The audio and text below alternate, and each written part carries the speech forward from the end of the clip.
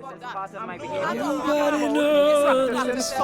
Okay, and have I ever Did you have sex sex in with public? anyone in front of Nobody anyone? could do it. Nobody could do Nobody it. knows. Nobody could do it. Right. Right. So look. So it is against the law for even a heterosexual to practice it in Nobody public. knows. So what you all are looking for is But it is also acceptance against from the the law. public. Nobody knows. I'm Katherine Kazanjian, George's Kazanjian's mother, who died 2.5 years ago. It was a big tragedy. Nobody thought it was coming. And the next morning we woke up to get him ready to go to school and stuff. It was a regular day. And we couldn't find George. I kept calling George. I said, George, no answer, no answer. Texted him. I said, George, if it's a girl pregnant, if it's anything, let me know. Just, where are you? We searched for about an hour. And it was the time of curfew. So he couldn't be out after 11 anyways. I was up the road, and Paul called me and he said, I found George. I was like, what? He said, yeah, come, mommy, come. I said, okay. We came back here, and Brahim and I saw George. And he was already dead.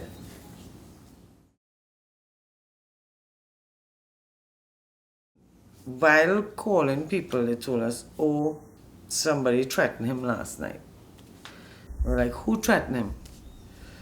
They gave us the name and the number. We called and asked, where's George? He said, George just looking for attention. George looking for attention. George hanging.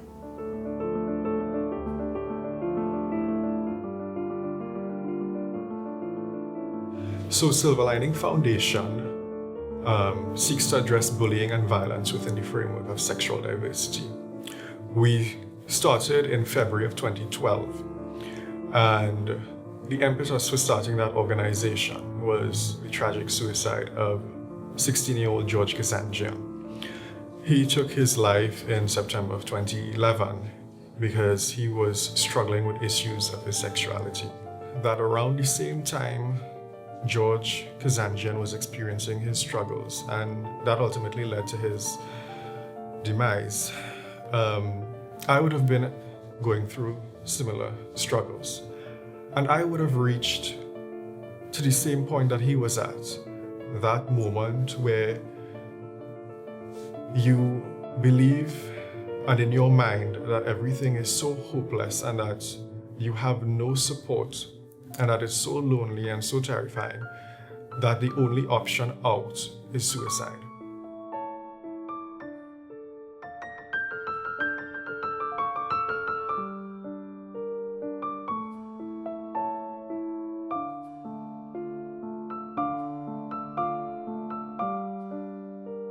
As one of the counsellors at UE, I was meeting a lot of students that were actually coming with LGBT issues, and very often they felt very isolated. So I had an idea about getting a group together. Everyone's had a bit of experience with safe space, and the idea was to get more dialogue happening and people can share and support each other. So I actually want to ask you, what do you think were some of the most helpful things that you got from the group? You tend to know that there are people in the community, but a sense of loneliness within yourself, because acceptance is a very long and a very hard road, and unless you're willing to go through that kind of trial and tribulation to get to the brighter side, it could be very lonely inside.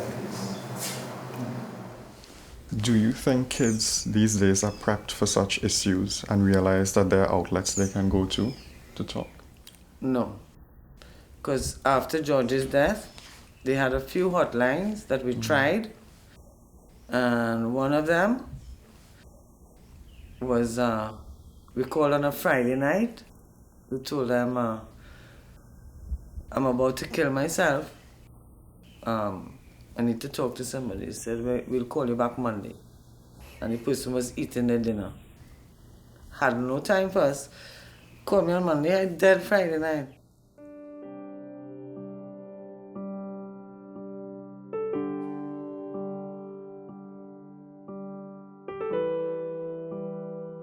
So working both on campus and in the wider community, I definitely think that the stigma attached to LGBT issues has a profound effect on a lot of our young adults, because many of them may have come to terms with their identity and sexuality themselves, but would never come out to their family because they feel that they would be disowned and they don't have the social support otherwise to get by. So there's a great deal of stress and distress in not being able to be yourself and sort of denying part of you, and also struggling with the idea that part of you is actually wrong. The point of the argument is not whether it's right or wrong, or whether you think it's right or wrong, or whether we think it's right or wrong. The point of the argument is whether the law influences society, and whether religion influences. I believe in your right. Do you believe that's human rights? No, let them stone me.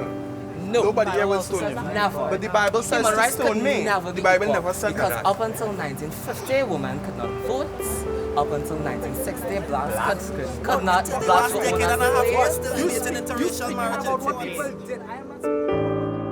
Matthew Shepard was our son.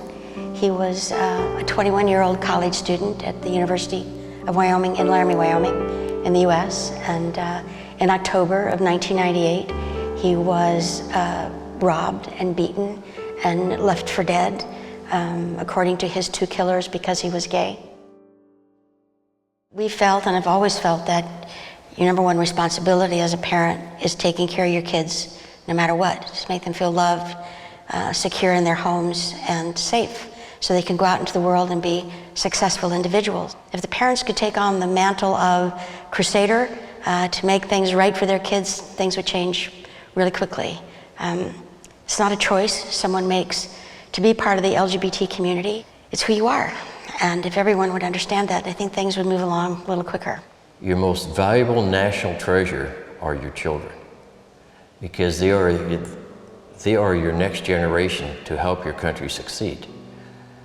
And to lose that generation, anybody within that group, is a great loss. It's like having money in your pocket, having a hole in your pocket. That money disappears, and that treasure disappears who could have done wonderful things. They should be able to succeed or fail on their own merits, not because they're pushed down because of who they are. What I remember that stuck with me is on the day of the funeral for George Kazanjian, the priest who officiated, he said to all the young people present that they don't have to carry burdens alone, that they should reach out to somebody they trust, a friend, a family member. And if it is they felt that they didn't have anyone that they could trust, they should pray and ask God, to direct them, to guide them to that person who can help them out. With my own personal experience, there was nothing for me to lose by saying that prayer and asking God to guide me to that person. And he did. I met a wonderful friend. She is someone who helped me through my own situation and continues to be there at my side every step of the way. And together with George's mom and family members and friends and people in the foundation, we're able to support one another. What advice would you give to kids, parents, and society in general when dealing with the same circumstances? For someone to reach that point, they reach really low. They've had enough.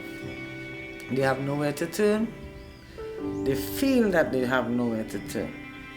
But there's always somebody to turn to, because when they do something like that, not only are they gone, but it affects so many people here that I think if George knew what he did, he wouldn't have done it.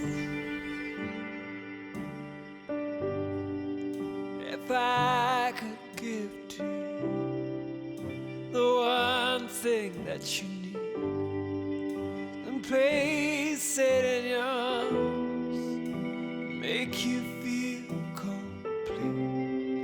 I'd find it if I could. What's the difference when I try? I always seem to lose my heart and in my mind. So lay your body down, just as reckless as you are, with flowers in your hair, sunlight on your arms, and give yourself to me in your glory and your power, and give your hope to me. I need a little love inside of me now. So open up your soul and take me as I am, and love me for your own tonight. Show me who I am and place your hand in mine. Bring your charity to me and bless you always for your friendship in my need. So don't fight what you feel, just give up on leading yourself right up to the edge. Every time just to please her, you'll find that it's easy to open your heart up instead. When you're brought to your knees, you cry and you plead, you can change